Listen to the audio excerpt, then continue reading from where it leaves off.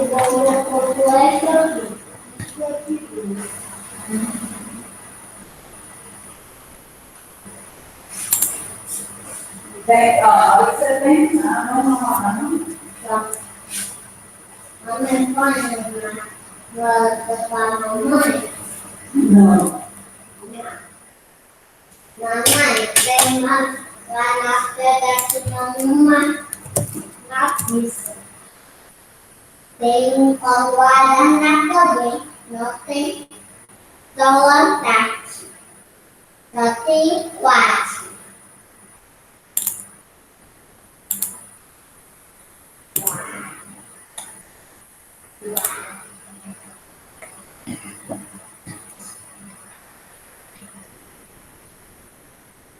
Mamãe, liga. Mamãe, liga-me. Fazem patiação.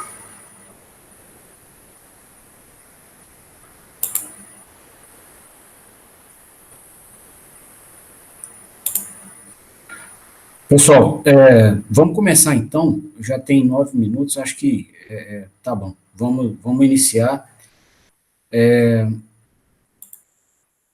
Vou compartilhar a tela com vocês aqui.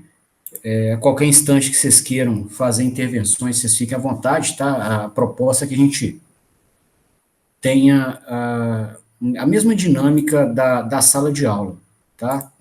Então, qualquer hora que vocês queiram, vocês fiquem à vontade aí para fazer as perguntas e considerações. Bom, a gente está aqui no primeiro módulo do curso de Máquinas Elétricas, tá? Na primeira aula, né, a gente apresenta, eu gosto de fazer isso nos cursos que eu ministro, a gente apresenta, né, onde o conteúdo da disciplina te ajuda dentro da área de formação profissional que você está, né? Então, no caso aqui na mecatrônica, a gente trabalha com a conversão eletromecânica de energia, tá? A nossa contribuição se dá através da conversão eletromecânica de energia, dos equipamentos e sistemas, né, que promovem essa conversão.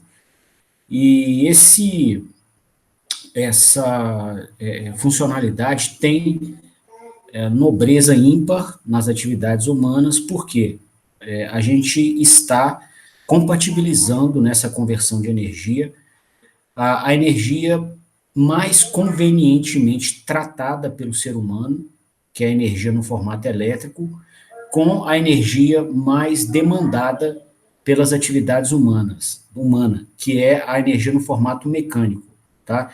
Então, a energia no formato mecânico ela é muito necessária, muito útil, e a energia no formato elétrico ela é muito conveniente, muito fácil de ser tratada sob 4 pilares, que a gente até comentou na aula passada, né? Geração, transmissão, distribuição e transformação, tá?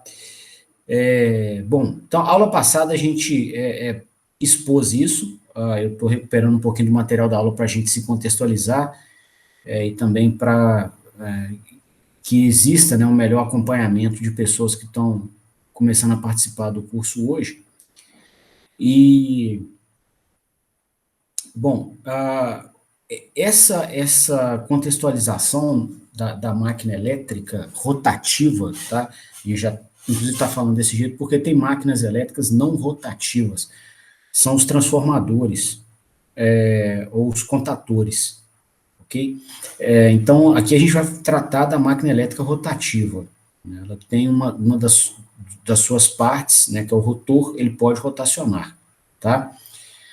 E essa máquina elétrica, ela se encaixa dentro do sistema mecatrônico do jeito que eu apresento aqui nessa tela, tá?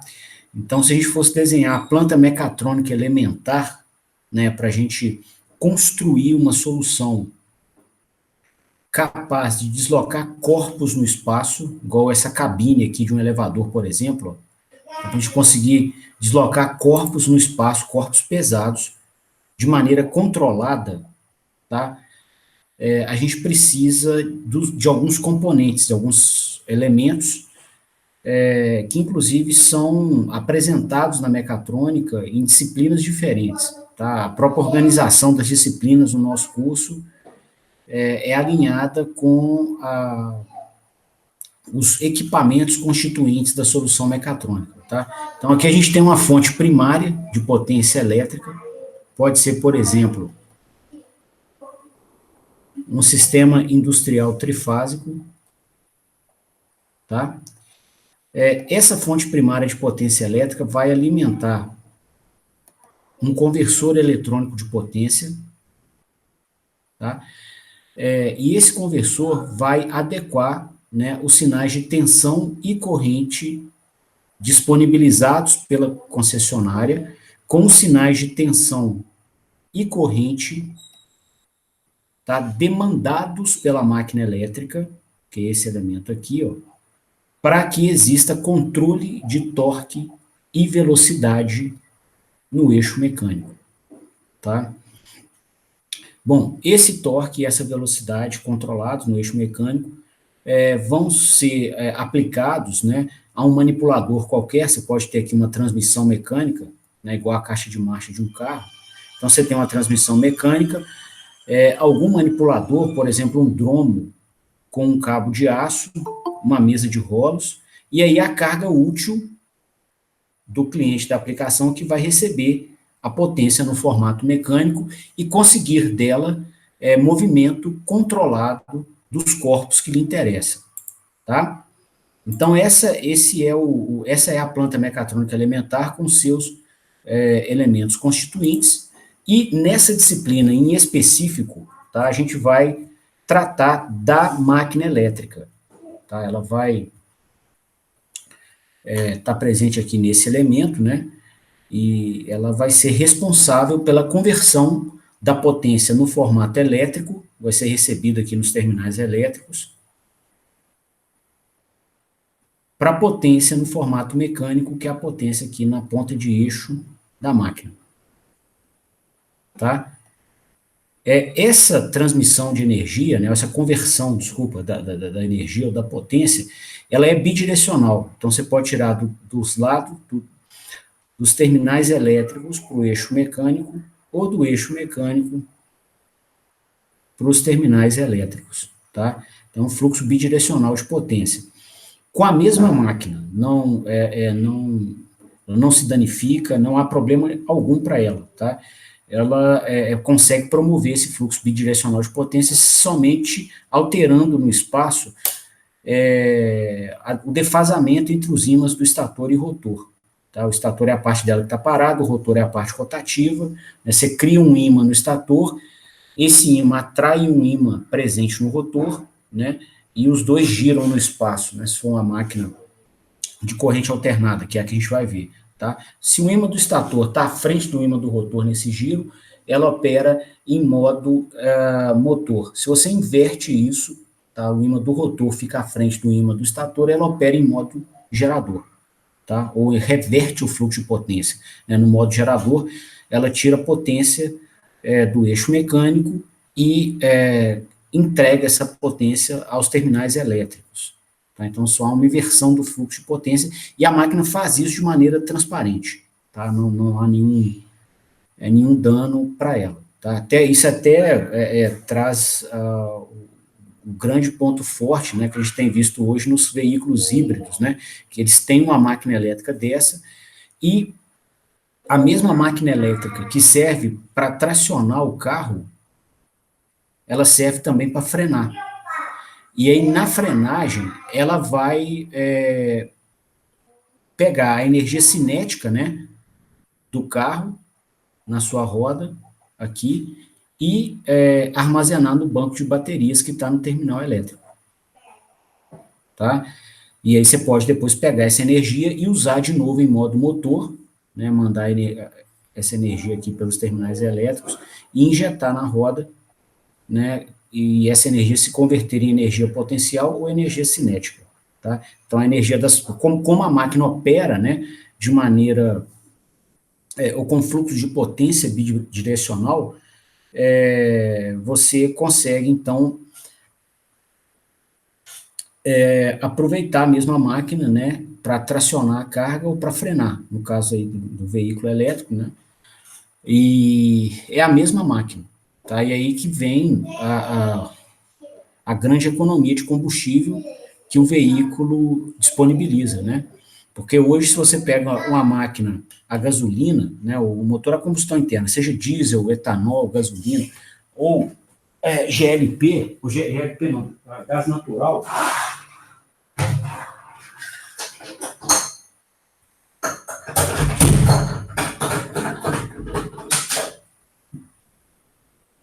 o gás natural, você extrai potência da fonte primária, que é a fonte química, e quando você frena o veículo, a pastilha de freio converte aquela potência, aquela energia cinética do carro em calor.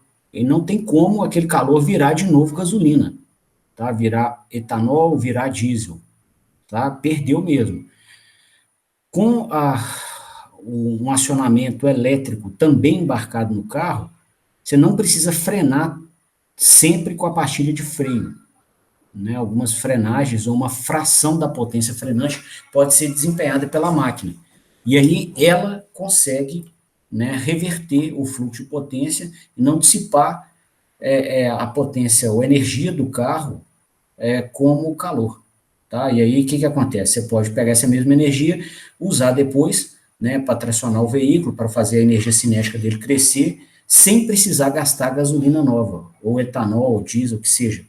Então você tem aí uma economia muito grande de energia, tá? Ou de combustível. Bom, nós comentamos, né, na última aula,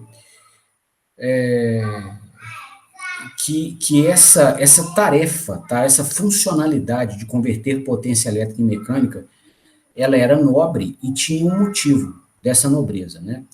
E eu até comentei no início dessa aula, né, e vou retomar esse assunto aqui, que a potência no formato elétrico, né, ela é muito convenientemente tratada pelo ser humano, tá? E essa palavra, convenientemente tratada, se fundamenta em quê? Né? Se fundamenta em quatro pilares, tá?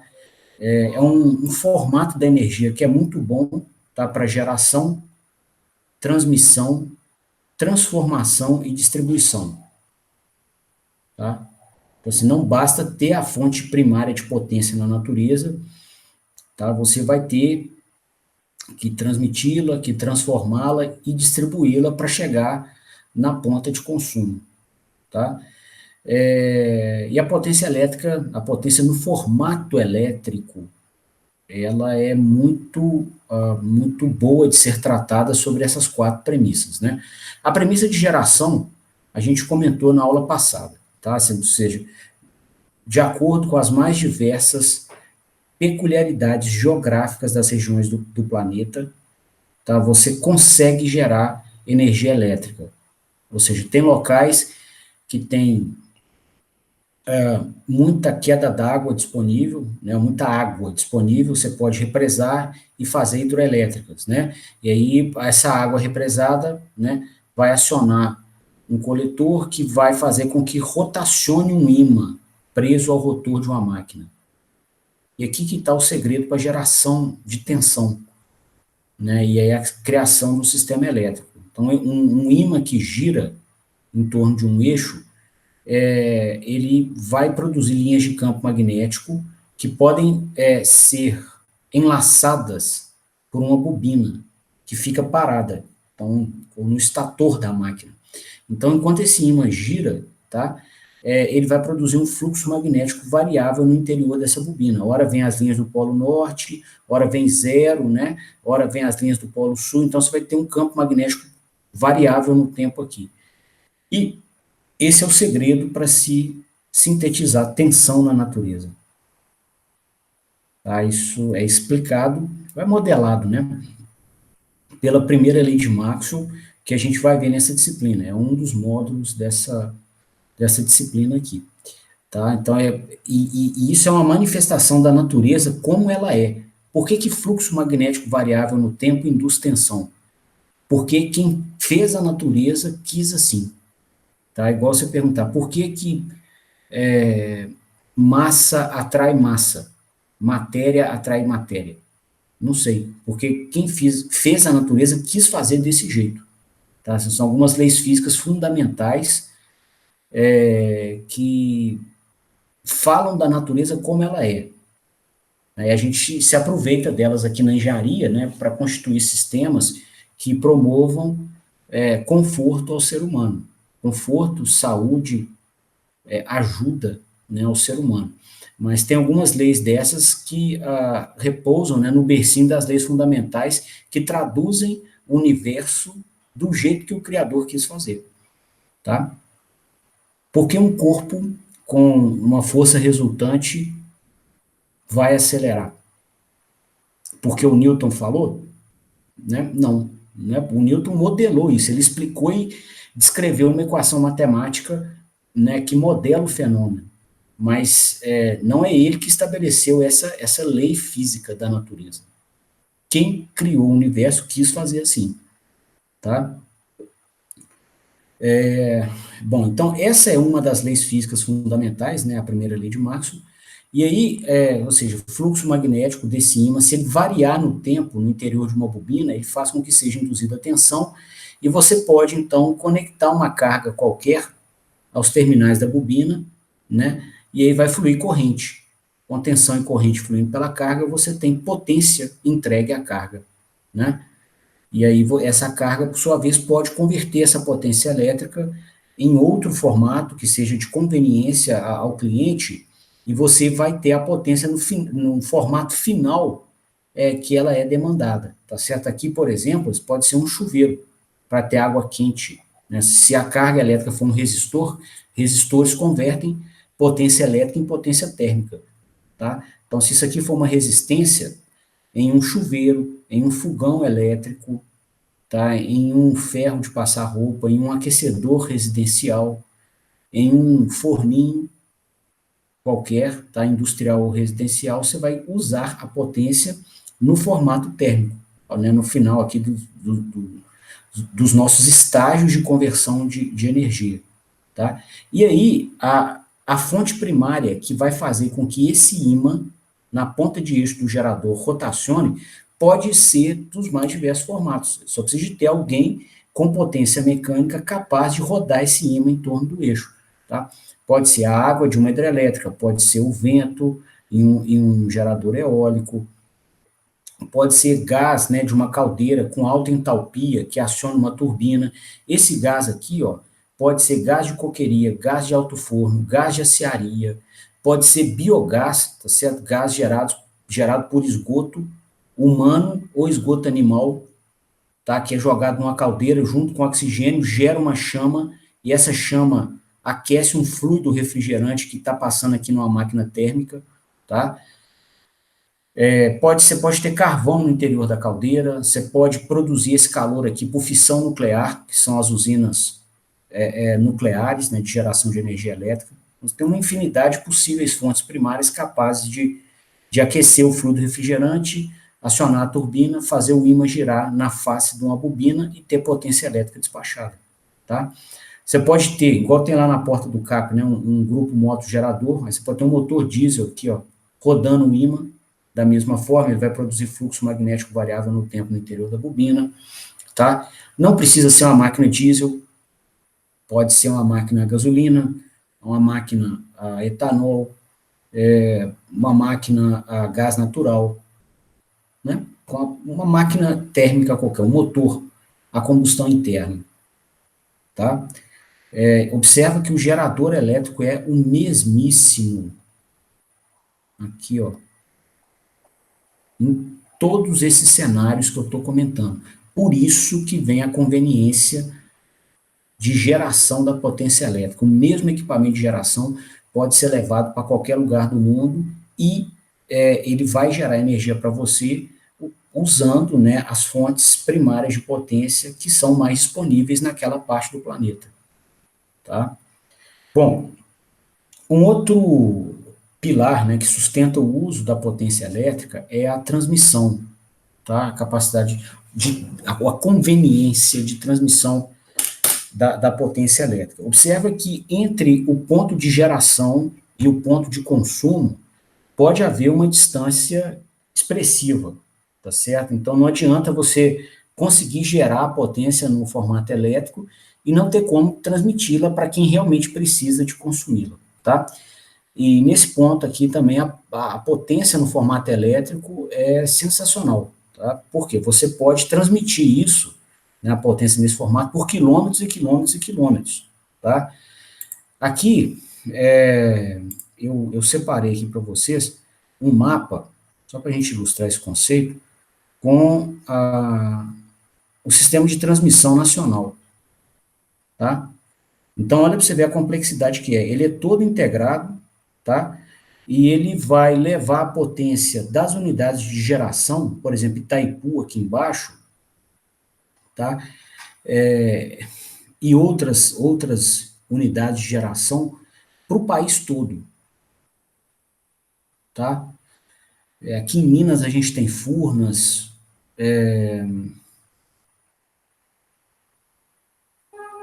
você tem potência aqui no norte, tá? Você tem unidade de geração no norte, tem no São Francisco, tem uma usina de geração também, tá? Então você tem agora, né, nesse instante, energia elétrica, tá? Na sua, aí para o seu computador, né, para a sua residência. A gente está, por exemplo, eu estou aqui em Ouro Branco, né? Está mais ou menos por aqui, ó. E uma fração da potência elétrica que eu estou recebendo, que foi gerada em Furnas, Três Marias, Itaipu, na usina do São Francisco, todas elas estão chegando aqui em casa, e na sua casa e na casa de todo mundo, tá? Com quilômetros e quilômetros e quilômetros de distância, ok? Então, isso se processa de que maneira? Você só precisa de cabos, né, da linha de transmissão que servem como guias da potência elétrica, né? São os cabos de cobre que a gente vê pela estrada, né, com as torres do sistema de transmissão, tá? Que vão servir para transmitir essa potência, tá? Isso é muito cotidiano, né? Você vê para tudo quanto é lado, né? Mas a base filosófica que sustenta isso é muito forte e muito bonita, tá?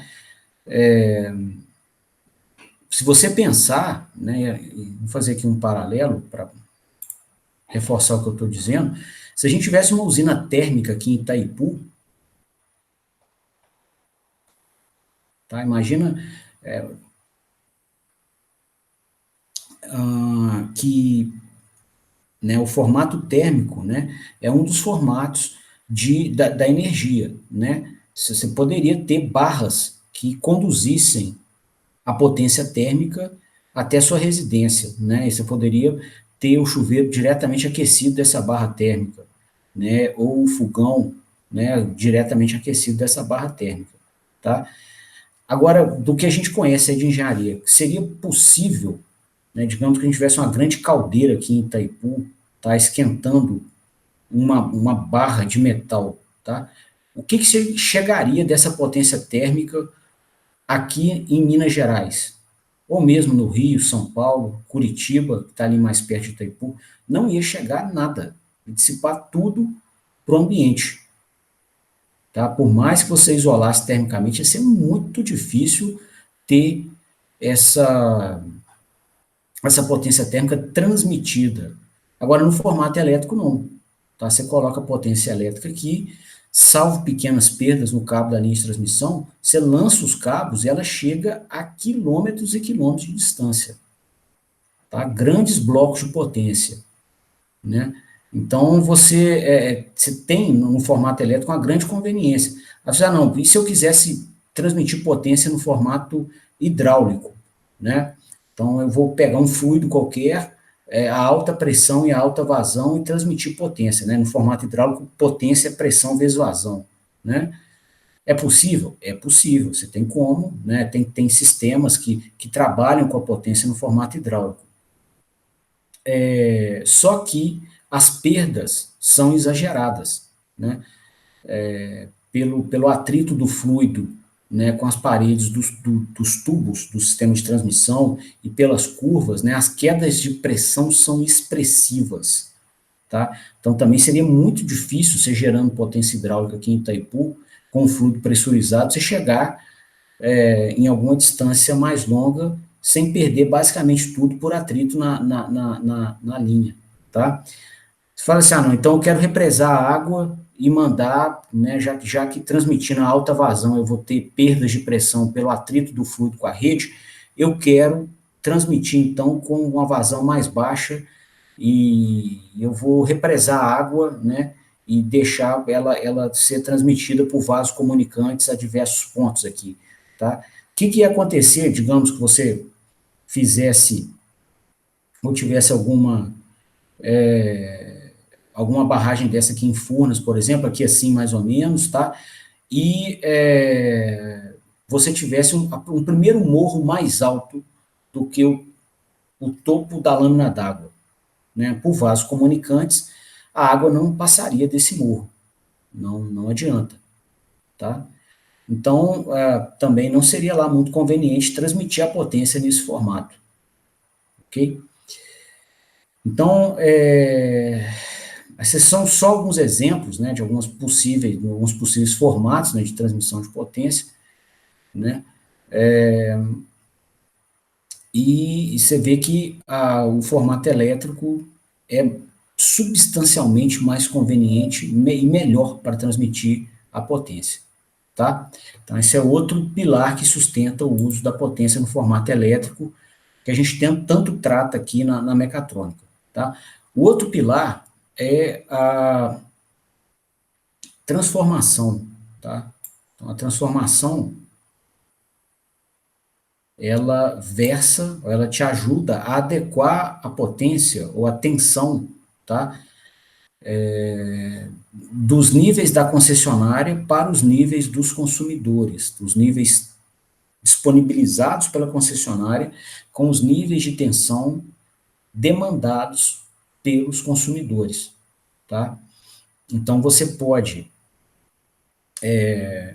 com isso, né, adequar alguns trechos do sistema de transmissão para que eles transmitam, por exemplo, em alta potência e baixa corrente, né, potência, tensão vezes corrente. E as perdas, né, nos cabos do sistema de transmissão vão ser dados pela potência consumida nos resistores, ou nas resistências equivalentes dos cabos, né? Os cabos são de cobre, a resistência é baixinha, mas não é zero. Então, você vai ter uma potência térmica dada aí por RI ao quadrado, né? Fluir uma corrente I sobre essa resistência, você vai ter parte da potência elétrica convertida em potência térmica e o valor é dado por RI ao quadrado, tá? E a gente vai observar que se a corrente for alta, as perdas, né, e é perda mesmo, porque você não está gerando essa potência para virar calor no cabo da transmissão, está se perdendo mesmo, então a perda vai ser elevada, tá? Então, com bons equipamentos de transformação, que no caso aqui, né, o formato elétrico são os transformadores, você consegue transmitir a baixa corrente e alta tensão, né, até as subestações que estão próximas dos grandes pontos de consumo do país. E depois inverter, né, porque aí se você distribuir, né, para indústrias e residências tensões em níveis elevados, você coloca os consumidores em um risco de acidente muito grande. Então, você reduz o nível de tensão na distribuição e aí, por consequência, vai ter que aumentar o de corrente, tá? Mas aí, se já está, né, mais próximo da ponta de consumo, as perdas vão ser menores, porque no sistema de distribuição você tem cabos de menor comprimento, né? Já está mais próximo da ponta de consumo. Bom, e o equipamento que promove isso são os transformadores. Tá? O transformador, em essência, tá? Ele é montado com um núcleo de ferro fundido, tá? Com propriedades, um material que tem propriedades ferromagnéticas,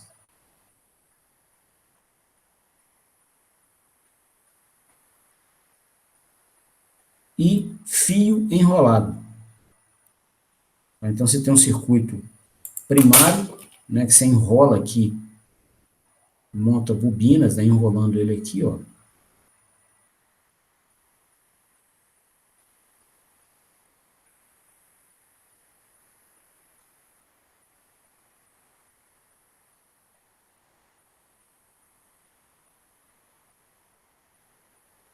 Você tem uma tensão no primário e N voltas aqui, ou N espiras, e uma tensão e um circuito secundário que é feito com um número diferente de espiras.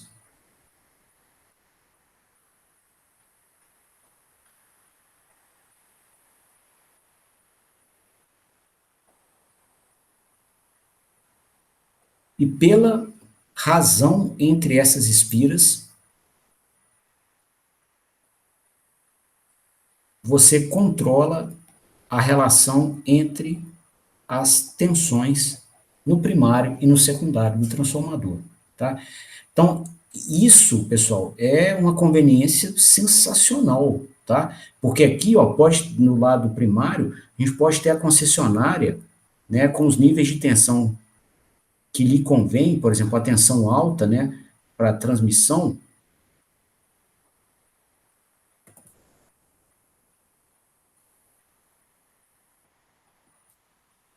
E aqui no secundário, só variando o número de espiras que estão enroladas na perna do transformador, tá? Você pode ter uma tensão bem mais baixa, que seja adequada ao cliente. 440 volts, 220, 110, 690, 3.300 volts, 2.300, o nível que você quiser, tá? Você pode, inclusive, escolher aqui, né, variando esse número de espíritos, você pode escolher qual que é a tensão que sai aqui do lado secundário, tá? Com um equipamento feito de ferro fundido e fio de cobre enrolado, tá? Então, ele é muito simples, tecnologicamente dizendo, é muito simples e te permite adequar, né, o que a concessionária disponibiliza com o que cada cliente precisa, tá? De uma maneira muito fácil, ok? Então, a conveniência de transformação que a gente comentou para a energia elétrica, ela é viabilizada, né, por esse equipamento, o transformador, né, e ela torna, né, a tarefa de transformação muito conveniente quando a potência encontra-se no formato elétrico, tá? Só existe uma exigência aqui, é que seja tensão alternada, tá? Isso aí foi até uma briga histórica, né? Estava se definindo a frequência do sistema elétrico de distribuição, né? E o Westinghouse queria tensão contínua e o Tesla queria tensão alternada, tá? E aí o Tesla ganhou, né, esse debate técnico, porque por conta do transformador. tá? Porque com equipamento barato e fácil de construir, você conseguia adequar os níveis de tensão da concessionária a qualquer nível de tensão que o cliente quisesse, tá? Desde que a potência tivesse, desculpa, desde que a tensão fosse alternada, tá? Com tensão contínua não funciona. E o motivo é o seguinte, né? Aí buscando os cursos de Física 3 que vocês fizeram, nós vamos reforçar isso muito, muito mesmo aqui nas leis de Maxwell, segundo módulo, né? Se você tem tensão alternada, você vai ter corrente alternada aqui também, tá? Corrente alternada aqui na bobina, né? Corrente elétrica cria campo magnético, tá? Então, quando ela circula naquela bobina vermelha ali, você vai ver campo magnético criado no interior da peça, tá? Se a corrente é alternada, né, se aplica a regra da mão direita, tá? Que vai acontecer? Na hora que a corrente... Vou desenhar a corrente aqui também.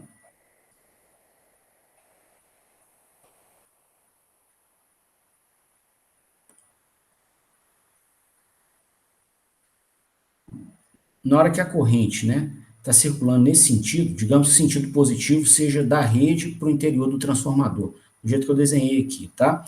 Então, ela vai passar nas espiras, que estão todas ligadas em série, né? E quando ela circular nesse sentido, você vai ter campo, se aplicar a regra da mão direita, né, colocar o polegar da mão direita no sentido da corrente, você vai ver o campo magnético, o sentido do campo magnético com os seus outros dedos, né, os outros 4 dedos, tá? Então, você vai ter campo magnético nesse sentido aqui, ó.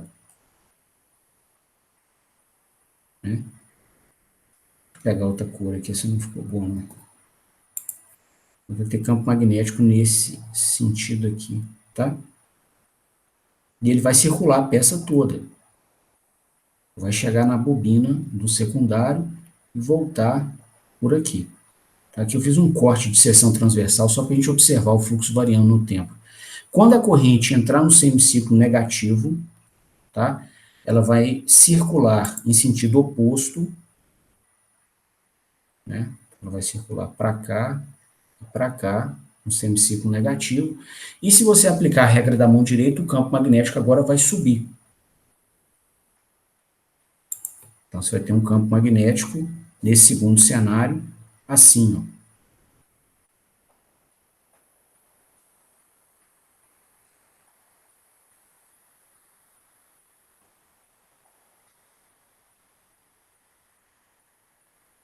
Tá? O que vai acontecer, então? Você observa que como essa corrente varia o tempo inteiro, o campo magnético está variando o tempo inteiro.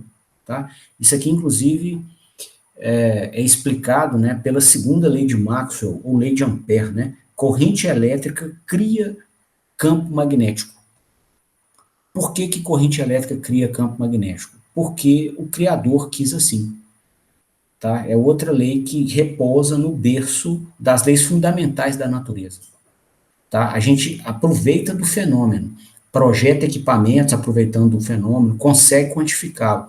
Mas por que na natureza a circulação de corrente elétrica cria campo magnético? Cria um ímã, né? Porque o Criador quis assim. Tá? Isso é a observação da natureza como ela é. Tá?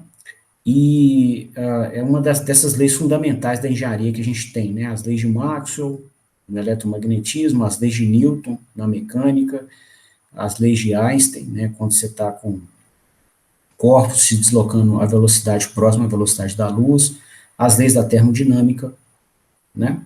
Então, são essas leis fundamentais.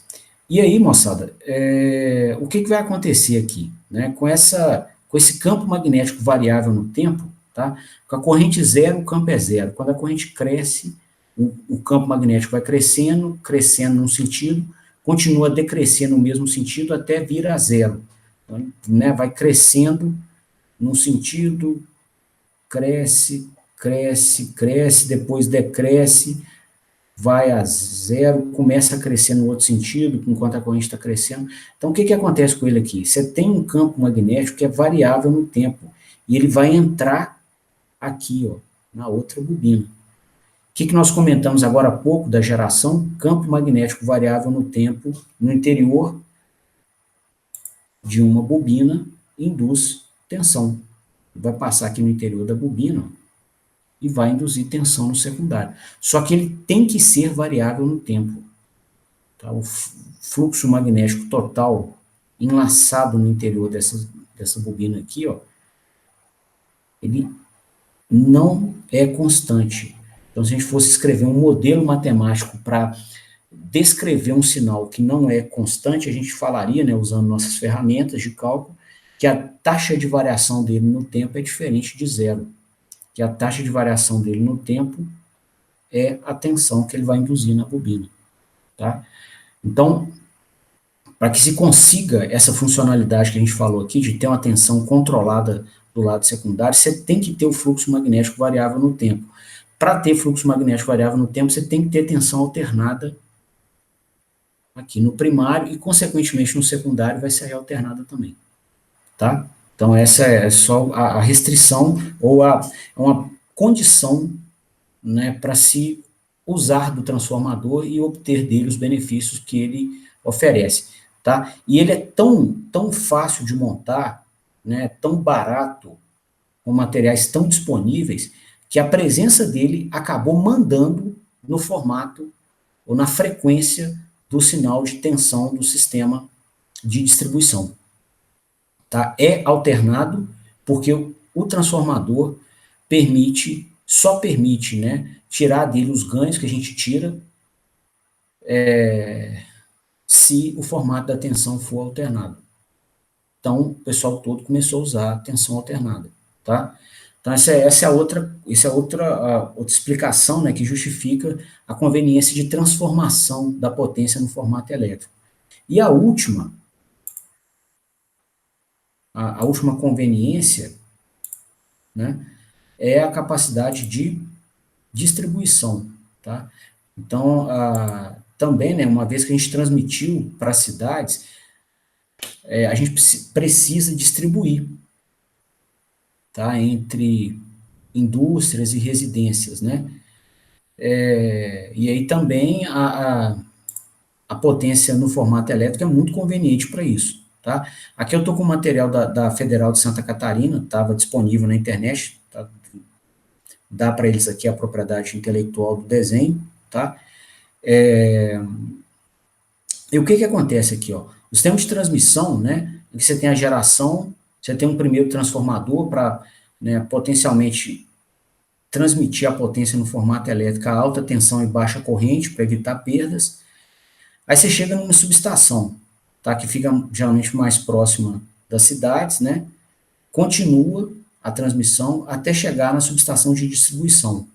Tá? Na distribuição, você vai distribuir mesmo, você vai colocar as cargas em paralelo. Tá? Enquanto você está na transmissão, você não tem cargas conectadas ao sistema. Você chegou na distribuição, aí vem todo mundo, é a ponta de consumo. Casas, prédios, indústrias, hospitais, comércios, todo mundo. Tá? E essa distribuição, ela é muito, quando a gente está com a potência no formato elétrico, ela também é muito conveniente, porque você só conecta a sua carga em paralelo com as demais, simplesmente fazendo uma derivação com cabo de cobre, tá? Então, essa casa aqui, por exemplo, né, ela precisa ser conectada ao sistema de energia elétrica, o cabo está lá, né, aí vai um eletricista, ele vai subir no poste, né, tomar um ramal, fazer uma conexão aqui, né, e levar um fio até a residência, com a fase e o outro com o neutro. Tá? Se for uma residência monofásica, por exemplo.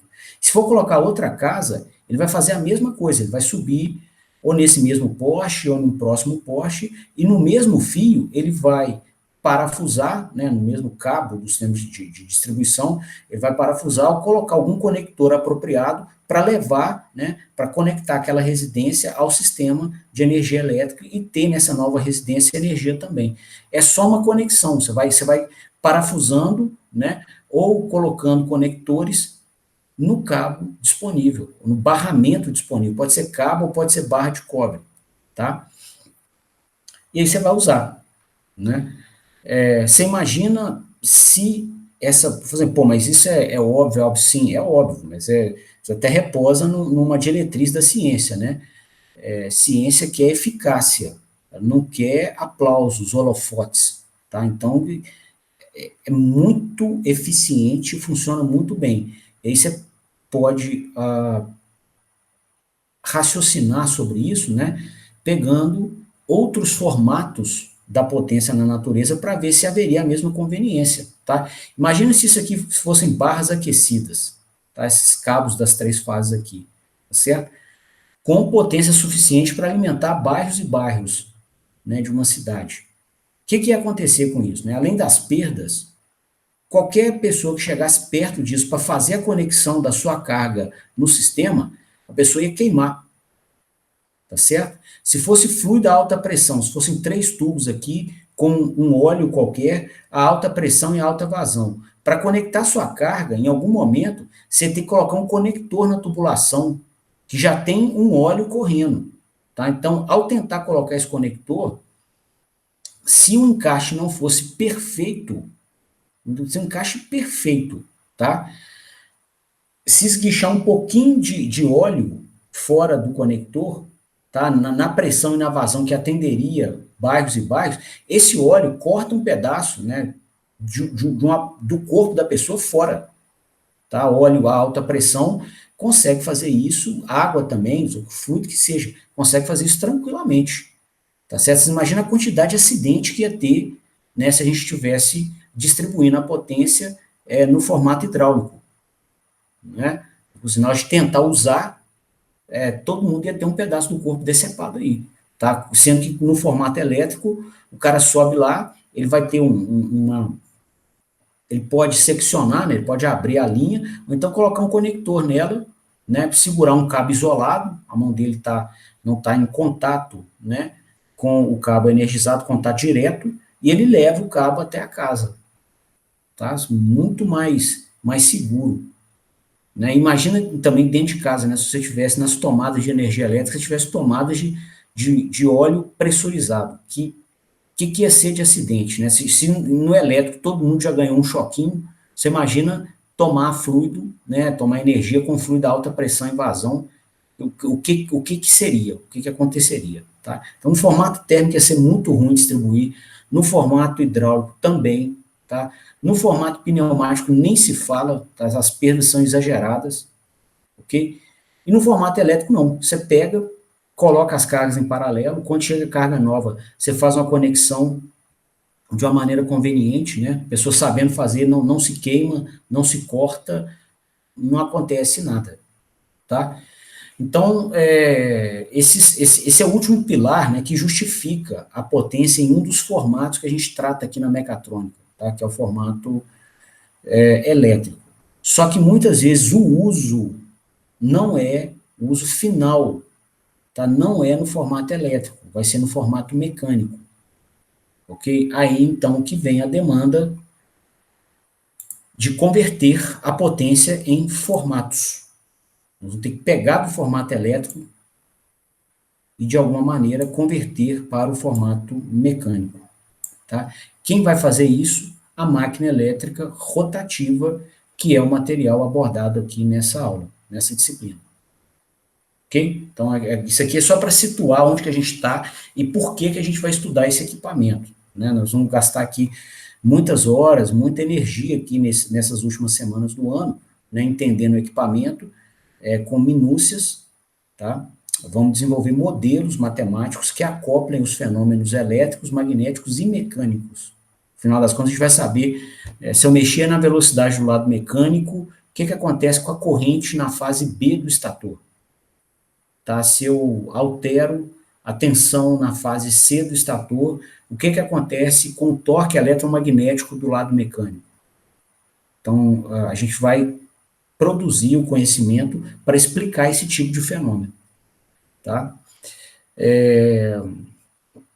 Bom, então, a primeira parte desse curso eu gosto de expor isso, para a gente saber o que vai ganhar da disciplina. Com esse material entendido, a gente vai começar com os tópicos, né, do conteúdo programático do primeiro módulo do curso, né, que trata do entendimento do sistema mecânico. Então, um entendimento elementar do sistema mecânico para poder trabalhar com a máquina elétrica. Tá? Estou falando entendimento elementar porque, né, a mecânica é uma área complexa e vocês têm disciplinas, né, uma série delas dedicadas para entender os manipuladores, os fenômenos dinâmicos, né, dos corpos no espaço, projeto de equipamentos e manipuladores, né, o entendimento dos materiais envolvidos. Então, assim, tem muito. Então, na mecatrônica nossa aqui, tem uma série de disciplinas de mecânica muito interessantes para poder tratar disso. Tá? Só que parte desse conhecimento precisa ser usado, né, já aqui nessa disciplina de máquinas, para que a gente possa entender, né, um fenômeno que ainda está sobre domínio da máquina elétrica, né, ou fenômenos. São fenômenos que se encontram na ponta de eixo da máquina. Ok? E muitas vezes o sistema mecânico é um cliente nosso. Então, também entender do negócio do cliente é relevante, né, para o sucesso aqui do nosso empreendimento. Tá? Bom, e como a vontade do cliente é traduzida, né, nesse universo mecânico. Tá? Então, o cliente da aplicação, vamos começar um desenho novo aqui,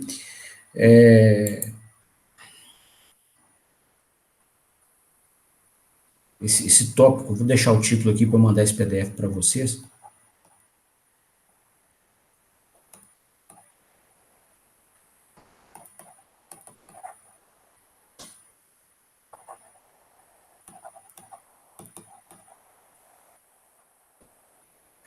Então, o cliente da aplicação vai precisar que o corpo dele, o corpo, não o corpo necessariamente o corpo da pessoa dele, os corpos associados ao negócio dele sejam deslocados com um movimento controlado, tá? Então, a nossa máquina elétrica vai ter que ser capaz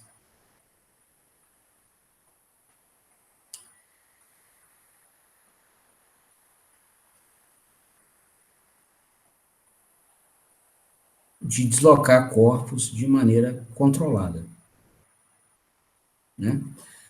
E essa tarefa passa pelo controle dos sinais presentes aqui na ponta de eixo da máquina, tá?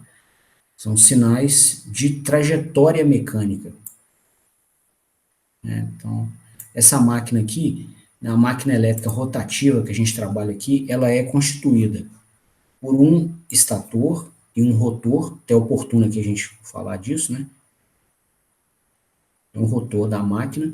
O rotor, né, ele fica aqui no interior do estator.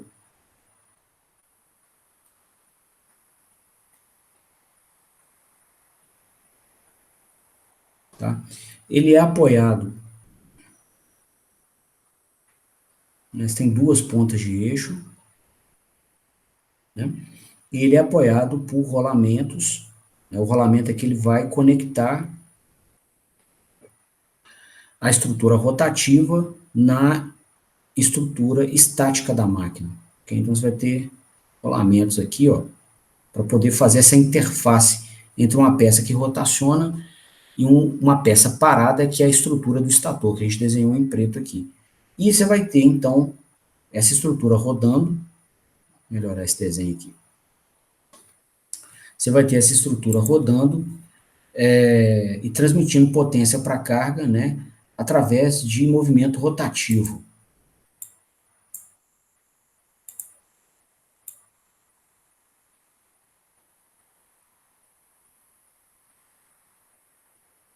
Ok?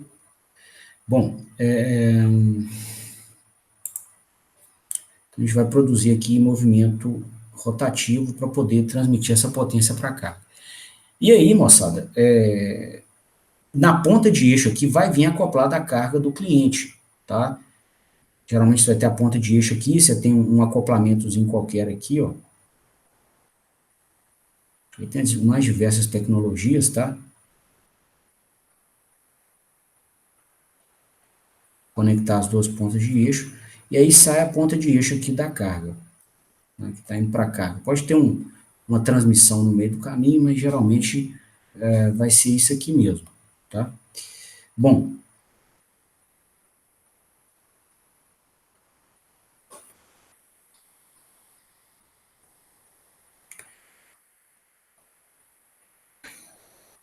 na ponta de eixo, né, no contato aqui com a carga do cliente,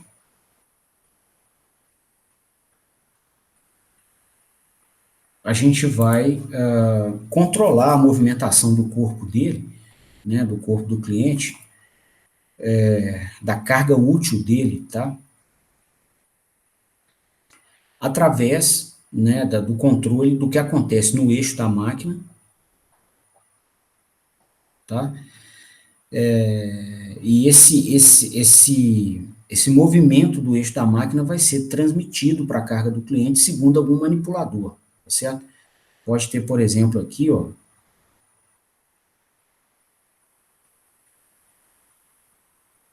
o pneu de um veículo, tá?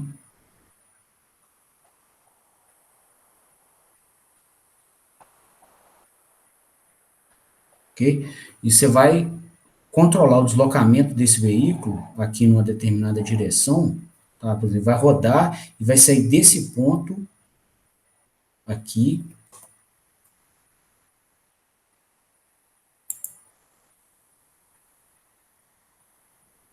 e se deslocar nessa direção, por exemplo, 1,5 m. Ou se você quiser um movimento mais preciso, 1,57 metros, tá? Você quer que ele se desloque desse tanto aqui, ó, tá? Então, para fazer esse deslocamento, tá? Se eu tiver um pneu com um raio qualquer, né, você sabe que a cada volta, né, esse pneu vai, né, salvo deformações, vamos considerar aqui que ele está bem calibrado, tá? Ele vai se deslocar aqui no solo 2πr, tá? Então, 2πr vai ser a distância por volta. Então, são 2πr metros por rotação, tá? Se você multiplica isso por x rotações, você vai ter o comprimento total que ele desloca, tá? Então, se você quiser que ele se desloque, por exemplo, 1,57 metros, né, dado o raio do pneu, você já sabe quantas rotações o eixo vai ter que fazer, tá? Em cada rotação, você tem 2π radianos, né? Você vai ter que rodar um ângulo de 2π radianos. Então, isso já fala para você qual que é, o quantos graus, tetagraus, que esse sistema vai ter que rotacionar para cumprir essa missão aqui, tá? E a gente vai ter que garantir essa rotação para o cliente, tá? Esse deslocamento angular do eixo, ok? Só que o cliente não tem a vida toda para esperar. Então, você vai ter que também regular a velocidade. Ele pode chegar do ponto zero e chegar no ponto final da missão, tá? Demorando 1 minuto, 10 segundos, um dia, tá? Tempo que seja, tá? Não vai dar para fazer em tempo zero, é impossível, tá? Mas você tem uma infinidade de possíveis tempos para essa tarefa ser feita. Então, o cliente também vai escolher o quão rápido isso precisa ser feito, tá? Então, quando ele escolher isso, ele também vai estar escolhendo a velocidade mecânica,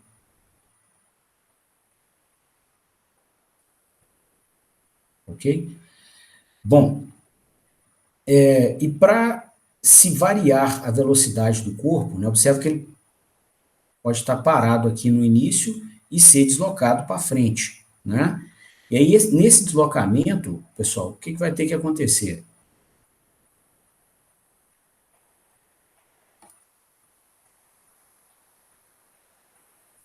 Né? Ele vai ter que fazer a velocidade sair do zero, atingir a velocidade final, manter-se na velocidade final e frenar, tá? E parar no local, no ponto final aqui do movimento, tá? Ele pode chegar nessa velocidade final com essa rampa aqui de aceleração, ou ele pode chegar assim, ó.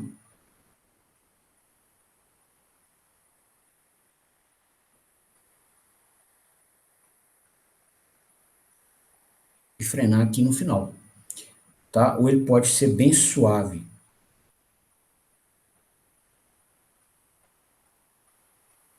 E aí, para rodar essa posição toda, ele vai ter que demorar mais para chegar. Vai frenar também bem suave.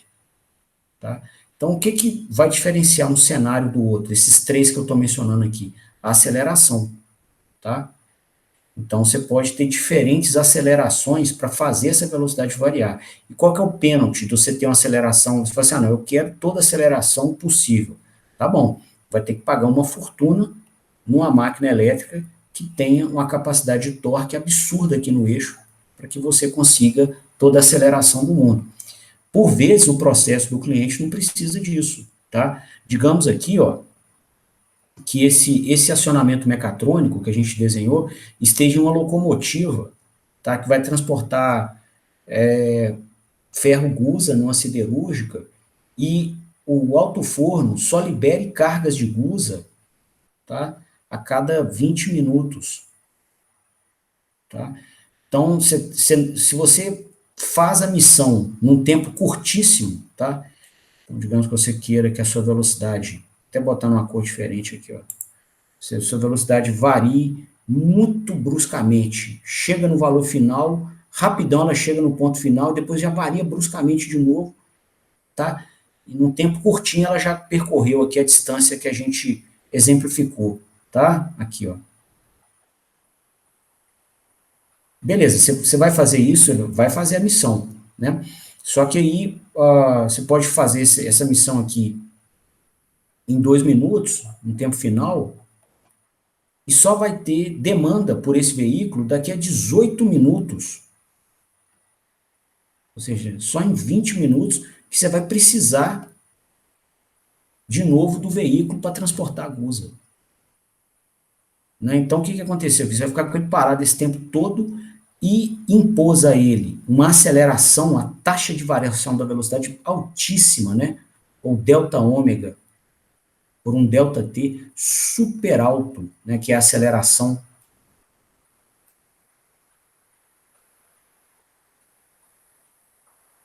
Lá na estratosfera, muito alto, tá? Vai demandar um torque muito grande, né? Pela segunda lei de Newton, né? O torque somatória dos torques é o momento de inércia vezes a aceleração, tá? Então, o torque ele é proporcional, o torque que a máquina desenvolve, ele é proporcional à aceleração angular. Aqui eu coloquei o símbolo de proporcional, queria colocar o símbolo de aceleração também, o mesmo alfa, tá? Aqui só que faltou letra grega. Então, o torque é proporcional à aceleração. Você vai ter que comprar uma máquina de muita capacidade de torque, né? A máquina elétrica é uma fonte de torque. Você está comprando, quando você paga uma máquina elétrica, você está comprando uma fonte de torque. Quanto mais torque, mais cara ela é. E aí aqui eu estou exemplificando. Você vai queimar dinheiro sem necessidade, certo? Então, para uma dada missão que o cliente exija do nosso sistema mecatrônico, existe também um nível de aceleração adequado, né, que vai garantir o atendimento ao processo dele sem demandar a compra de uma máquina elétrica caríssima. Tá? Então, você também tem uma demanda de aceleração angular que o cliente deseja. Tá? E isso é o cliente que escolhe. Tá? Fala assim, não, eu quero porque eu quero, não, você tem uma demanda pela solução mecatrônica a cada 20 minutos, a cada 10 minutos. Não, eu quero porque eu quero, eu como engenheiro que estou atendendo a aplicação dele, eu quero de toda forma, tá, que atender a missão dele com 1 minuto para mostrar como que eu sou esperto, né? Senão não existe isso. O processo dele tem uma demanda, um ritmo, né, que ele conhece. Então é ele que escolhe, né, como que a missão vai ser feita. A tarefa nossa aqui é adequar a solução para atendê-lo dentro da demanda dele, né? Até porque, como eu estou comentando, né, exageros, sobredimensionamentos resultam em custos desnecessários, tá? Então, você não faz isso por premissas éticas com o cliente, você não faz isso, e pela sua reputação profissional também não, né? Se você fizer mal feito, queimar o dinheiro da pessoa, ele vai, ninguém é bobo, ele vai saber em algum momento futuro que isso aconteceu e não te chama para outras oportunidades. Então, isso não se brinca com o dinheiro dos outros, tá? Então, a gente vai atender aqui as demandas, né, de trajetória do cliente, e esse é o jeito que ele vai nos passar a sua demanda. Tá? Então, pensando aqui numa relação cliente-fornecedor para a máquina elétrica, tá? O nosso cliente, muitas vezes, a não ser que seja uma aplicação de geração de energia, tá? Mas em aplicações de tração, né, igual aos cenários industriais, o nosso cliente vai conversar conosco, nos passando as demandas de trajetória mecânica que ele precisa, tá? Então, vai ser o jeito de conversar com esse cliente. Então, a gente precisa entender, né, o significado físico dessas trajetórias, algumas relações dinâmicas entre elas e o que dá para fazer com elas, né, dentro da estrutura da natureza, tá? Eu vou falar sobre isso daqui a pouquinho. Bom, então aqui exemplificado, né, como que a gente vai conversar com o cliente da aplicação, tá, que é através dessas trajetórias mecânicas, convém entender o sentido físico delas, tá? Então, essa máquina é uma máquina que opera por rotação, tá certo? Ela produz potência para o seu cliente, no caso essa carga mecânica, no modo motor, por rotação, ok? E aí, pessoal, a trajetória, as trajetórias, quando a gente fala das trajetórias, nós estamos falando tanto da velocidade, quanto da posição, quanto da aceleração, tá? A posição angular, tá? Ela é tipicamente medida em radianos ou graus, tá? É mais fácil raciocinar em graus. Só que para projeto, faz projeto com posições angulares em radiano, tá? Que é a unidade do sistema internacional. Tá? Ela vai te dizer, né, quantos graus que o eixo rodou, né? A velocidade angular, a gente vai chamar aqui de ômega mec nesse curso, ela te diz quantos radianos por segundo o eixo está fazendo, ou quantos graus por segundo, ou muito comum também, né, nessas aplicações, quantas rotações por minuto, RPM. A máquina está rodando a 1.700 RPM, 3.500, tá? Então, são unidades tipicamente usadas para se referir à velocidade angular do eixo, tá? Para projeto, né, a unidade do sistema internacional é radianos por segundo. Para análise, é muito comum pensar em RPM, tá? Conversar em RPM, tá? Obviamente, você pode converter de uma unidade para outra, ok? E a aceleração angular, vai chamar ela de alfa, tá? Ela é medida em radianos por segundo ao quadrado, tá? Em alguns inversores de frequência, você pode programar as rampas também com a variação da velocidade, em quantos RPM por segundo a velocidade varia, tá? Então, a unidade no sistema internacional é radianos por segundo ao quadrado, tá? É onde a unidade, os valores em radianos por segundo ao quadrado são valores com os quais a gente faz projeto desses equipamentos. Projeto, simulação, tá? Cálculos, no geral, ok? Bom, essas variáveis físicas, pessoal, né, presentes na ponta do eixo, elas são acopladas entre si, tá? Deixa eu ver se tem alguém aqui.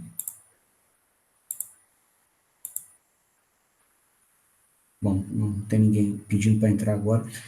Então, essas variáveis, né, elas estão presentes na ponta do eixo mecânico e elas não são dissociadas, elas são dinamicamente acopladas, tá? Então, puxando aqui dos nossos cursos de física, né, o que a gente sabe, né, dessas variáveis aqui? A velocidade mede a taxa de variação da posição no tempo, a derivada na posição no tempo, né? O que implica, então, que a posição é a integral de um tempo inicial até um tempo final da velocidade mecânica no tempo, tá? A aceleração, por sua vez, a aceleração angular, é a derivada da velocidade mecânica no tempo. Logo, a velocidade mecânica vai ser a integral da aceleração angular no tempo. Vamos fazer uma integração de um tempo inicial do movimento, que a gente quer estudar, até um tempo final. Ok? Então, essas variáveis são dinamicamente acopladas, o que significa que você não consegue escolher uma independente da outra. Tá? Então, quando você escolhe um sinal de trajetória para a posição, automaticamente você já está escolhendo o sinal de trajetória para a velocidade. E com a velocidade mecânica escolhida, automaticamente você está escolhendo a aceleração. Tá? Por essas relações dinâmicas, não tem como dissociá-las. Eu quero uma velocidade totalmente dissociada da posição angular. Não tem jeito, tá? E aí pode vir uma pergunta, mas por que então que a gente trata, já que sabendo uma das três, né, digamos, você sabe a aceleração, você já vai saber as outras duas, que é a velocidade e a posição, por que a gente estuda as três e comenta das três, né? Porque clientes diferentes pensam e rodam os seus processos com variáveis de trajetória diferentes, tá? Isso é do cliente. O cliente raciocina mais fácil com uma variável ou com outra, tá? É muito comum clientes industriais, tá, raciocinarem, né, nos seus processos em termos de velocidade angular.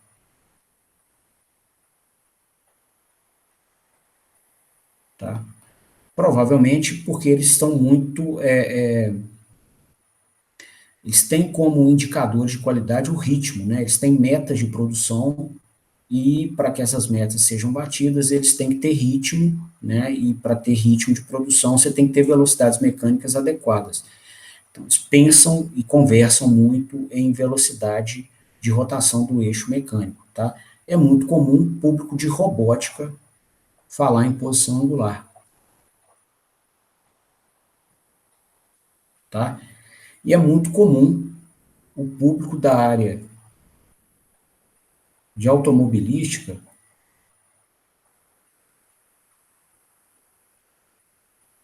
falar, pensar, fazer seus projetos, né, suas análises com aceleração angular, tá? Então, fica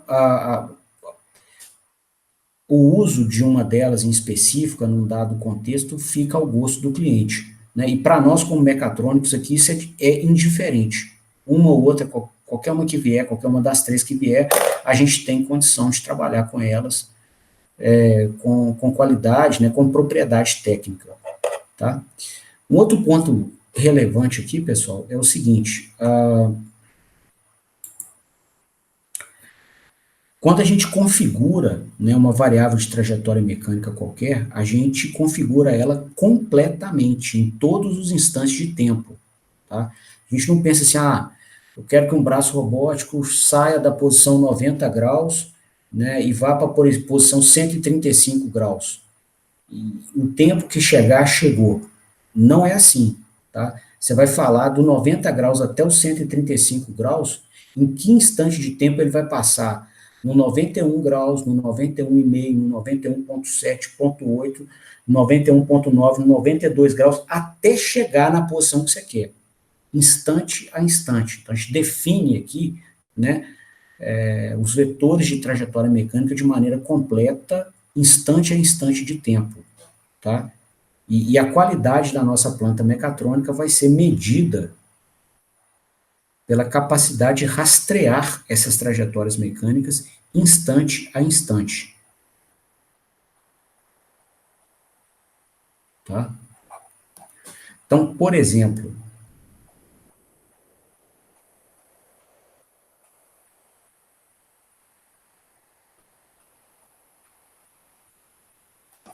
vou colocar aqui os 3 sinais de trajetória, tá? Aceleração, velocidade e posição, tá?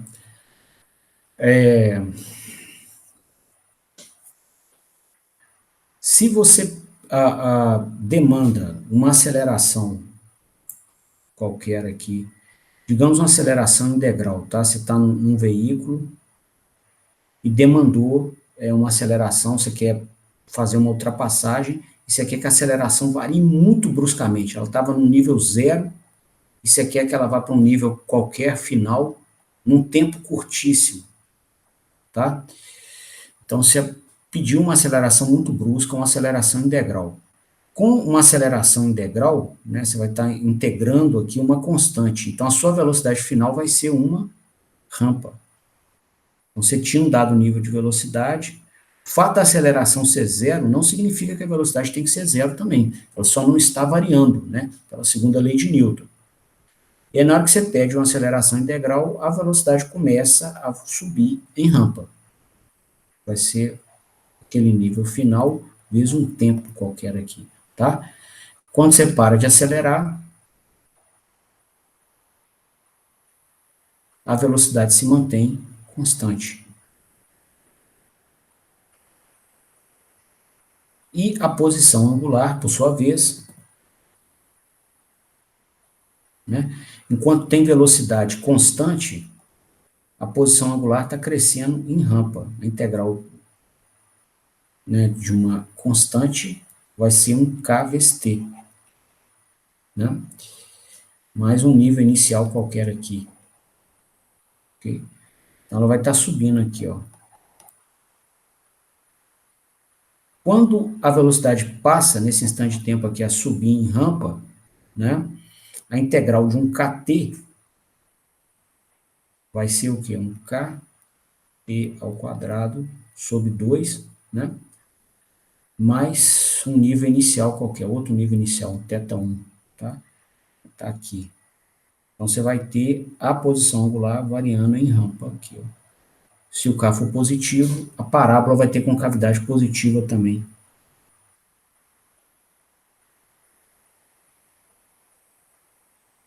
Ok?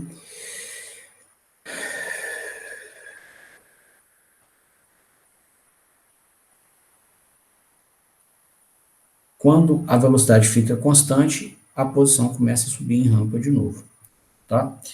Então, ao determinar o primeiro desses sinais, em todos os instantes de tempo, ó, você está determinando ele aqui, aqui, aqui, em todos os instantes de tempo, tá? Os outros dois estão determinados também.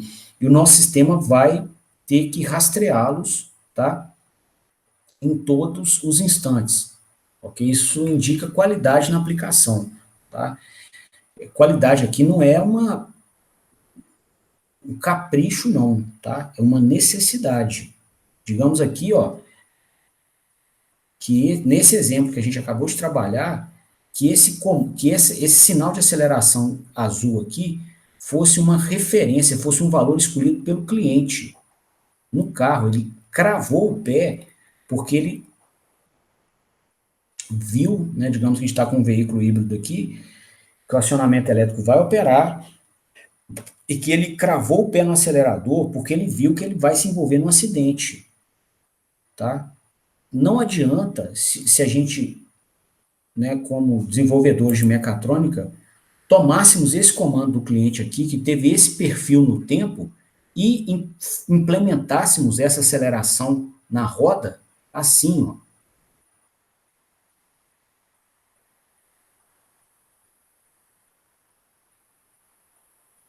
Tá? Então, essa aqui é a aceleração angular no eixo. A azul é que o cliente pediu. A vermelha foi o que a gente colocou no eixo. Você observa que nesse instante,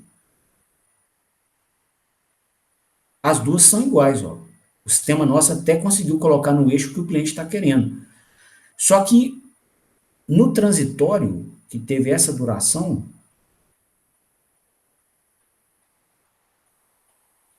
tá? A nossa aceleração não foi igual àquela que o cliente queria. O que vai acontecer então com a nossa velocidade aqui? Vai ser muito mais lenta do que a que o cliente queria. Ele não vai conseguir fazer a ultrapassagem que ele precisa. Ou seja, não adiantou nada, a partir desse instante, a nossa aceleração igualar, a aceleração que a gente colocou no eixo igualou a aceleração que o cliente quis, né? Em regime permanente, está usando a terminologia, né, de modelagem, controle, tá? A aceleração até atingiu, só que no comportamento transiente, ela não rastreou o que o cliente queria. Então não adiantou nada, tá? Vai ter acidente, não resolveu nada. Então a gente precisa, né, definir e fazer com que a nossa solução mecatrônica seja capaz de rastrear os comandos de trajetória mecânica em todos os instantes de tempo. Até por isso que toda hora eu coloco um alfa de T, um ômega mec de T, um teta de T, tá? Para dizer o seguinte, que é um sinal a se rastrear instante a instante. Tá? A qualidade da nossa solução só se consolida, né, se a gente for capaz de rastrear isso instante a instante. Tá? Bom,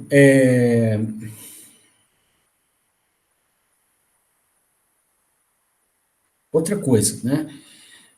Qual que é a dinâmica de resposta desses sinais? Tá? Bom, a dinâmica, né, trata aqui do quão rápido a gente seria capaz de variá-los. Tá?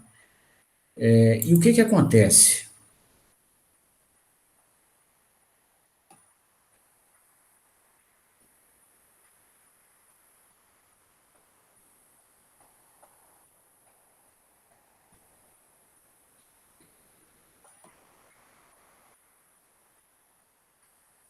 Na teoria de modelagem, né, a gente sabe que o sinal mais rápido, né, de variação, ou a forma mais rápida de se variar um sinal, é fazer com que ele varie em degrau.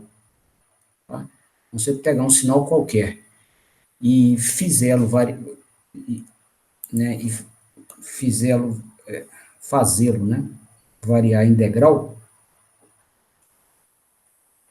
você vai ter a variação mais brusca possível, tá? Mais rápida, entre aspas, possível desse sinal. É possível fazer isso com qualquer sinal físico? Não, tá? Imagina aqui um sinal de posição angular, por exemplo, você está desenhando aqui o rotor da máquina. Tá?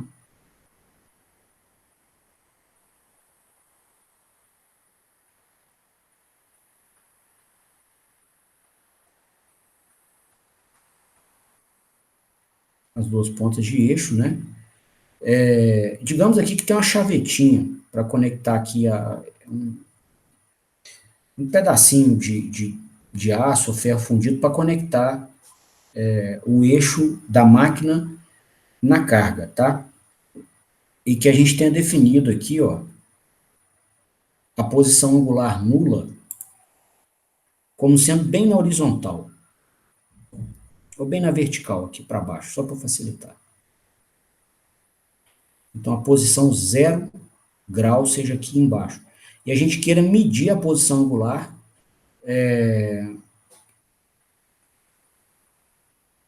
como sendo o ângulo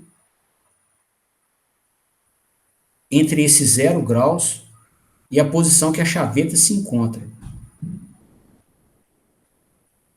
Tá? Então, aqui está a posição da chaveta, tem uma posição, e a gente vai medir ângulos assim. Vou pegar onde a chaveta está e medir a quantos graus ela esteja da horizontal.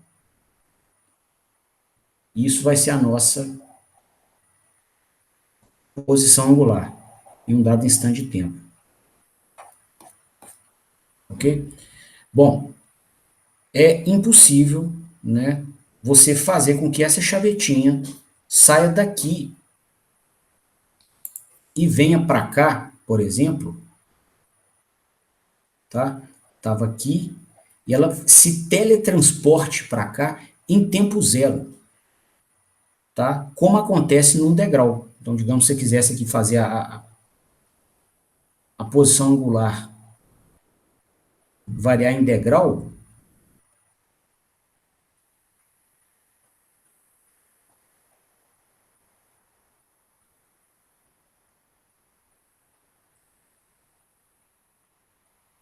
você está dizendo que a ponta de eixo, né, toda ela, que a gente está usando a chaveta só como uma referência para medir ângulo, mas a chaveta e a carga que está conectada aqui vai ter que sair de uma posição qualquer e ir para outra em tempo zero. Tá? Você imagina, você está na portaria de um prédio e você quer promover um movimento que leve a cabine com o ocupante ao primeiro andar em tempo zero. Né? Então, antes da pessoa, a pessoa pensou, ela está na portaria, ela pensou, já chegou no primeiro andar. Não tem como. Tá? Não tem como. Então, é impossível variar posição angular em degrau. Não existe. A natureza não deixa. Tá?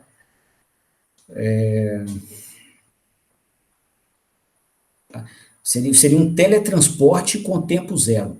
Até o teletransporte pode gastar algum tempo, né? Se pensar bem, não daria para variar em degrau dependendo da solução. Tá? Mas aqui a gente está com um negócio que faria como uma mágica. Você desaparece com o negócio aqui e ele aparece em outro local no mesmo tempo. Assim, é impossível. Então, o que acontece? Ser impossível aqui, pessoal, né, significa que existem consequências caso a gente tente implementá-los. Tá? Eu falo por quê? É muito comum engenheiros e engenheiras, né, depois de muitos semestres, né, estudando teoria de controle e testando os seus sistemas, né, com entradas em degrau, eles querem aplicar, né, comandos em degrau para todo o sinal físico que exista, tá? E os sistemas automáticos, né, os sistemas mecatrônicos, elétricos, que tentam, mecânicos, né, que tentam atender essa solicitação do cliente, eles vão quebrar por conta disso. Literalmente, vai estragar, vai quebrar, vai explodir, tá? Então tem consequência, não é só um problema que fica embarcado e contido aqui na área de sinais, não. Quando você tenta fazer um negócio que é impossível pela natureza no sistema de potência, o resultado é catastrófico, tá? Então aqui é impossível você promover teletransporte, tá? E se você olhar das relações dinâmicas, você, pô, mas então qual que é o problema que tem, né? Vamos ver aqui o problema. Se você tentar fazer teletransporte de um corpo, tá? Digamos, você, né? Traduzindo isso aqui,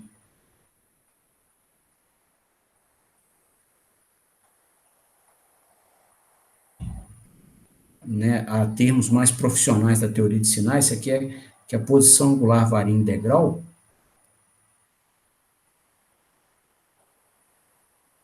tá? Você vai pedir uma velocidade em impulso, tá? Por quê? A velocidade é a derivada da posição, né? E do conceito de derivada, que a gente vai fazer um delta ômega sobre um delta t, com um delta t tendendo a zero. Então, olha aqui, ó, delta ômega não, delta teta, né? Um delta posição. Então, nesse cenário específico, o delta teta está aqui, tá?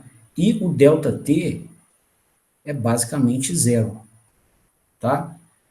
Porque é uma variação integral. Quando você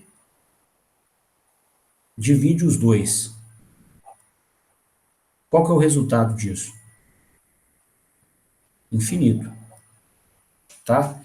Então, você vai ter uma velocidade angular que vai variar como um impulso. Vai chegar aqui, ó. E nesse instante de tempo que você tentou fazer, essa velocidade vai tender a subir de maneira impulsiva, atingindo níveis infinitos. Aqui, tá? Bom, qual que é o problema disso? Né? A velocidade angular, ela está associada à energia cinética do corpo. A energia cinética de um corpo em rotação, como a gente viu na física, vale meio de J ômega 2. Então, para que esse conjunto rotativo, né, atinja naquele intervalo de tempo uma velocidade infinita, você tem que ceder energia infinita para ele.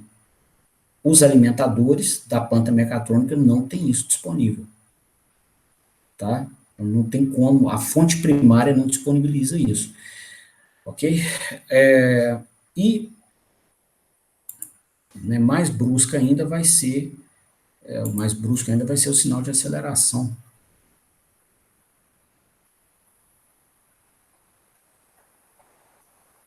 Tá? Então, o sinal de aceleração, ele vai, na aceleração é a derivada da velocidade no tempo. Então, você tem um delta ômega, Mach, que é infinito, né? Ele sai de zero até um nível infinito, então vai dar infinito. Um delta t tendendo a zero. Então, você vai ter uma aceleração naquele instante de tempo, que é um delta ômega sobre um delta t. Né? Nós estamos falando de um infinito por um negócio tendendo a zero. O que vai dar isso? Valor altíssimo. Você vai ter uma aceleração angular aqui, ó, também altíssimo. Para atender aquela posição integral, você também precisaria de aceleração angular infinita. Tá? A aceleração angular, moçada, ela já, por segunda lei de Newton, né, somatória, aplicada a sistemas rotacionais, né, somatória de torques, dos torques dos agentes que atuam no eixo, vai ser o momento de inércia do eixo vezes a aceleração angular. Então, se você quer aceleração angular infinita, os seus atuadores vão ter que prover torque infinito. Tá? Não tem atuador com essa capacidade de torque. E tentar fazer isso, tá? Ou você vai quebrar a parte estrutural do rotor da máquina, do acoplamento, da carga mecânica, ou no lado elétrico da máquina, né, onde ela vai tomar potência e converter para mecânica, né, a gente vai observar aqui no curso que a corrente elétrica é muito sensível ao torque, tem uma relação de afinidade com o torque muito grande. Então, quando você tenta sintetizar torque infinito no eixo mecânico, você vai precisar de corrente elétrica infinita também. Tá? E aqui observa que nós estamos falando de infinito de engenharia, tá? Muito grande, muito maior do que a capacidade para o qual o sistema elétrico ou mecânico aqui foi dimensionado. Tá? É corrente infinita, ou você vai queimar, né, componentes do lado elétrico da máquina, ou os sistemas de proteção vão desarmar a máquina e não vão deixá-la operar. Tá? Então, essa conversa toda, né, mostra o seguinte: você não pode, né, escolher a revelia, a dinâmica dos seus sinais de trajetória. Tá? Aqui, por exemplo, eu cometi aqui, né, eu exemplifiquei, né, com a escolha propositalmente errada de um sinal de posição que fosse integral, que é esse azul aqui, ó, tá? Não, eu estou com um braço robótico qualquer, que está ali naquela chaveta que a gente colocou, né, na ponta de eixo do motor, preso na chaveta, eu quero que ele saia da posição 180 e vá para a posição 90 em tempo zero ou quase zero. Observa que aqui a gente está falando de zero de engenharia, tá? O zero de matemática mesmo, ele está aqui, ele aparece aqui em tempo nulo, tá certo? O zero de engenharia pode ser uma variação de posição tão brusca que é basicamente um pedido para que ele, né, mude posição com tempo zero, tá? Isso tem uma consequência, que é a que a gente está analisando aqui. Não tem como suprir energia para a velocidade mecânica ser infinita do conjunto rotativo, né, energia cinética do conjunto rotativo, e não tem como suprir torque infinito para dar aceleração infinita também. A natureza não permite, os equipamentos e a natureza do sistema não permite. E quando a gente tenta fazer, tem consequência, tá? Estou comentando com vocês porque isso é um erro comum de se ver, tá? Para quem não está familiarizado, né, com dinâmica de sinais de trajetória, às vezes a pessoa está comissionando uma rede de automação que tem soluções mecatrônicas, aí você, deixa eu testar a rede aqui, vou mandar para o inversor de frequência que controla o movimento aqui do motor, né, um comando de posição. Aí o motor está paradinho aqui, numa posição angular qualquer, sei lá, 10 graus, 0 graus aqui. Ele manda um comando dizendo, vai aqui para 50 graus. E ele manda um comando numa rede. Até esse instante aqui era 0. Nesse instante de tempo ele já mandou um comando de 50. Vai dar problema. Vai queimar componente elétrico, ou vai desarmar o sistema elétrico, ou vai quebrar peça mecânica. Tá? Não tem como. Tem consequências práticas sérias. Então, a gente não faz, né, a gente não tenta implementar, sintetizar sinais de trajetória que a própria natureza já nos proíbe de sintetizar. É impossível. Tá? O que é impossível a gente já está resolvido. Né? Então, o que a gente faz aqui? Ó? O que dá para fazer em termos de dinâmica? Né? A gente está vendo que não tem como sintetizar sinais de posição integral. Se eu tentar sintetizar velocidades integral, é possível? Tá? Também não. Por quê? Se você colocasse uma velocidade integral, aí de novo, ó, você tem um delta ômega, um delta velocidade por um delta t, aqui, resultando em uma aceleração infinita. Quer dizer, o que aconteceu com a velocidade quando a posição foi comandada em integral, aconteceria com a aceleração caso a velocidade fosse comandada em integral.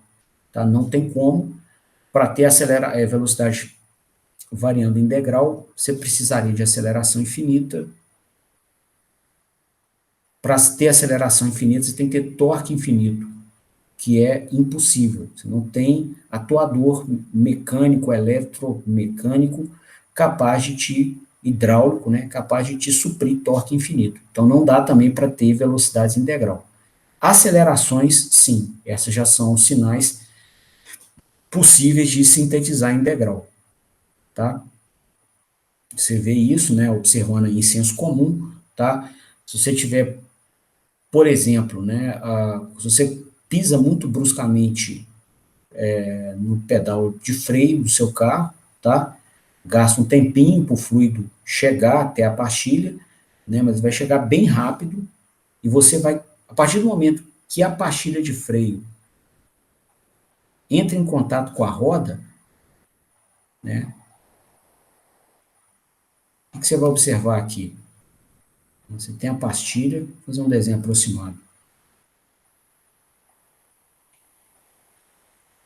Tá? Até um instante infinitesimalmente antes, aqui está a roda. Tá? Aqui está o ponto de contato da pastilha com a roda.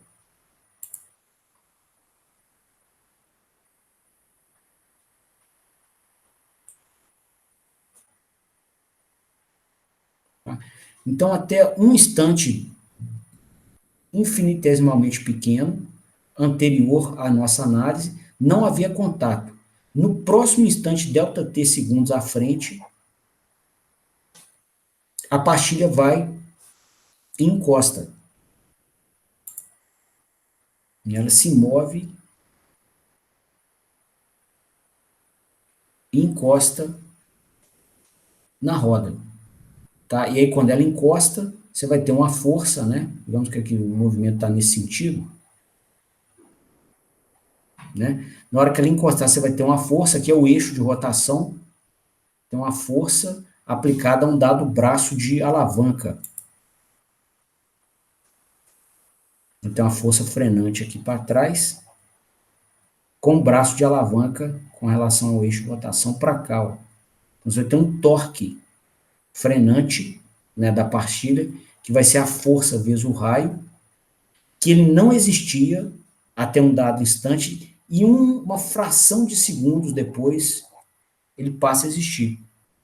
Como que a gente modela isso na teoria de sinais? Tá? É um sinal integral. Você vai ter uma aceleração angular. Nesse exemplo, ela não existia. Tá? Aqui eu estou comentando de torque. Né? Como a somatória dos torques é o J, pela segunda lei de Newton, a somatória dos torques dos agentes que atuam em um eixo. É a aceleração angular, é o momento de inércia vezes a aceleração angular, né? No caso aqui de um veículo, quais são os agentes? Você pode ter a própria máquina implementando um torque, que chama torque eletromagnético. Você pode ter o torque dos agentes externos, o vento, a gravidade, que pode estar subindo ou descendo o morro, o torque de rolamento, tá? E o torque da pastilha de freio, chama aqui TF, tá? Então, se, por exemplo, a pastilha de freio, né, for acionada, ela vai né, entrar de uma vez, né, frenando aqui a roda, né, se ela for bruscamente acionada, você vai ter uma variação integral. E aí, consequentemente, a aceleração vai seguir a mesma dinâmica, tá? Então, e aqui vai ser um sinal negativo, ó, nesse caso, tá? O cara tirou o pé do freio, ele sai também integral, tá? Então, acelerações, né, elas são, sim, possíveis de serem implementadas em degrau. Tá? Então, a dinâmica mais rápida, mais brusca que você consegue é no sinal de aceleração. Isso, sim, já é sintetizável. Tá? É possível pela natureza. A velocidade, então, por sua vez, vai ter como um um comportamento dinâmico mais brusco possível no formato de uma rampa. Tá? Então, por exemplo, esse veículo aqui, ele podia ter uma velocidade qualquer até um instante que começa a frenagem. Ó. Se uma aceleração é constante, né, um menos k qualquer, integrar a aceleração, que é um menos k, significa ter um menos kt na velocidade, que a velocidade é a integral da aceleração. Então, ela vai cair em rampa aqui, ó. Tá? E depois que a aceleração é constante, integrar uma constante, né, ou integrar zero, significa a manutenção da velocidade constante. Tá?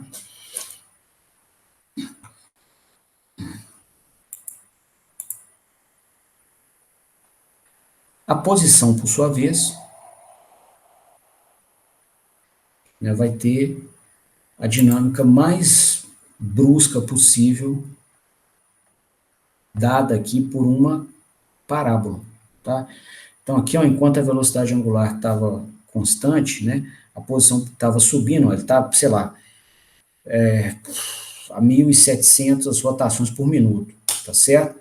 Cada rotação tem 2π radianos, tá, na roda do carro. Então, você imagina, ele deu uma volta 2π, na segunda volta ele completa 4π, na terceira volta 6π, na quarta volta 8π, na quinta volta 10π. Então, com a velocidade constante, a posição angular está sempre crescendo. Tá? Em rampa.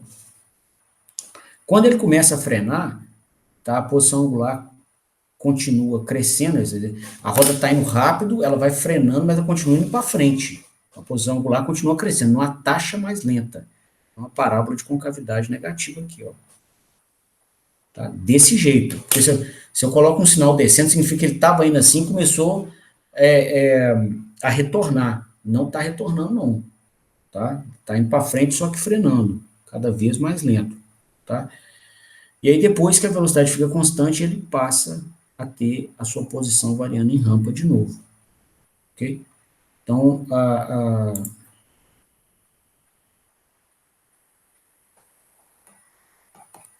essa parábola aqui, ó, ela dita a dinâmica mais rápida possível de ser sintetizada sobre o sinal de posição, tá? Então, não adianta querer fazer alguma coisa fora disso. Mas eu quero porque eu quero a velocidade variando em degrau. A natureza não permite. Então, não tente, porque você vai quebrar as coisas, tá? E aí, pessoal, eu particularizei essa análise aqui, né, desse comportamento dinâmico ao contexto de trajetórias mecânicas, mas você pode extrapolar para qualquer outro contexto, né, mesmo que não seja de um sistema mecânico ou de uma máquina elétrica rotativa, observando o comportamento energético das variáveis que você está tratando. Tá? Exemplo, você pega um sistema hidráulico, o estudo que a gente falou vale, só que para vazão. Tá? Se tiver um sistema hidráulico aqui, ó, você tem um tubo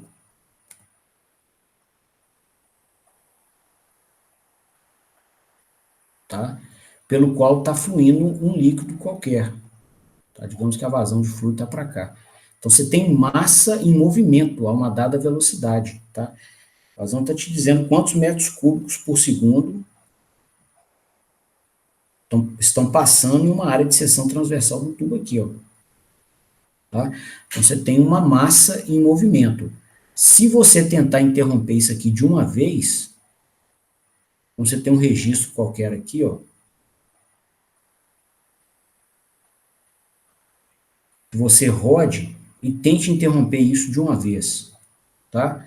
Você vai promover uma tentativa de anular a energia cinética, né, de partículas de uma massa qualquer aqui de fluido, bruscamente. O que vai acontecer?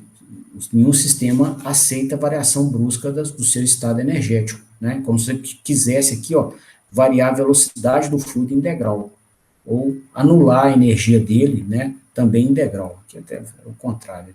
Tem velocidade, você quer jogar ela para zero em tempo zero.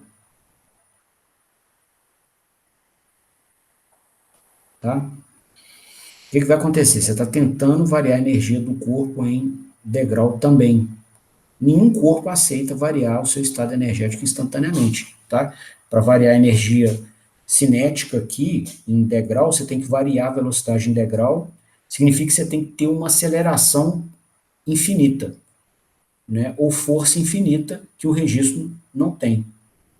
Tá certo? O que vai acontecer? Qual que é a consequência prática disso? Você fechou, você não vai conseguir fazer isso, né, variar essa velocidade bruscamente, o fluido vai bater aqui e voltar. Aí parte do fluido está vindo, a outra parte está voltando. Aí nos pontos onde eles se encontram, né, você vai ter uma sobrepressão, um negócio chama golpe de Ariete. Tá? A pressão explode aqui, ó, você trinca o tubo. Vai ter vazamento. Tá? Você tem que planejar frenagens também em veículos, né? Não adianta você botar o pé no freio na hora que você já está colado no veículo da frente. Tá? Você não vai conseguir fazer a velocidade do carro anular em tempo zero. Isso é até um conhecimento relevante também, né, para prevenção de acidentes. Se você pensar em termos filosóficos, né? Tem muita gente que às vezes está acostumada a dirigir só em cidade, na hora que vai para a estrada, o carro trabalha, né, em velocidades mais altas e a pessoa quer porque quer que o carro pare em degrau, em alguns contextos. Não tem jeito, tá? Vai ter acidente também.